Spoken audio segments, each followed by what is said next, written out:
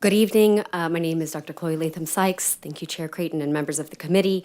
I am a Deputy Director of Policy at IDRA, a proud colleague of Dr. Pignon and her family, and am testifying against SB2. It presents an inefficient and ineffective educational program for Texas students and families. The attached brief to the testimony that's been distributed is from Public Funds Public Schools at the Education Law Center, and it contains several peer-reviewed studies and legal concerns for private school voucher proposals and how they could take effect in Texas, including education savings accounts. Our testimony highlights a few of those concerns, one being it's an inefficient mechanism for the general knowledge diffusion under state standards. It does not lead to increased educational achievement from what studies show, and presents severe fiscal strains on state budgets and to school funding. That point has been well covered, so I'll focus on the other two.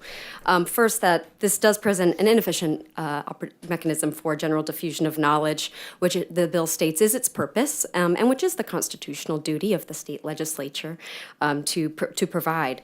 For public schools to do this, we have a state-approved curricular standards, student and staff trainings on safety and well-being that are required, and other standards for student success in high school and college and career readiness and military readiness and beyond. In contrast, Senate Bill 2 does not lay out any of these types of academic standards or the same type of accountability or transparency measures, even for simple reporting that we hold to our public schools. And this presents a really inefficient way to assess the state standards that we have deemed are necessary for students to succeed.